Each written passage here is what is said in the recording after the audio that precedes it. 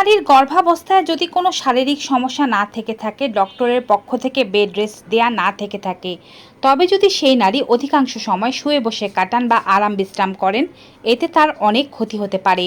অধিকাংশ সময় শুয়ে বসে থাকার ফলে গর্ভবতী নারী শরীরের বিভিন্ন জায়গায় ব্যথা হওয়ার সমস্যা দেখা দিতে পারে। গর্ভের ভেতরে বাচ্চার ওজন অনেক বেশি পরিমাণে বেড়ে যেতে পারে। এছাড়াও গর্ভবতী মহিলার ডায়াবেটিস হওয়ার সমস্যা, হাই প্রেশার হওয়ার সমস্যা, এগুলো অনেক বেশি বেড়ে যেতে পারে। এছাড়াও গর্ভবতী মহিলা মোটা হয়ে যাওয়ার কারণে তার নর্মাল ডেলিভারির সম্ভাবনা অনেক বেশি কমে যেতে পারে। এজন্য গর্ভাবস্থায় কোনো নারীরই সারাক্ষণ শুয়ে বসে থাকা উচিত নয়। শারীরিকভাবে সুস্থ থাকতে চাইলে এবং নর্মাল ডেলিভারি করাতে চাইলে হালকা কাজগুলো করতে হবে, যাতে পেটের উপরে কোনো বাড়তি চাপ পড়বে না এবং এতে করে নর্মাল ডেলিভারি করাতেও সুবিধা হবে। শরীরের বিভিন্ন অঙ্গের ব্যথার যন্ত্রণার এই সমস্যাগুলো কম হবে। প্রি এক্লাম্পসিয়া বা সময়ের আগে সন্তান জন্ম হবে না।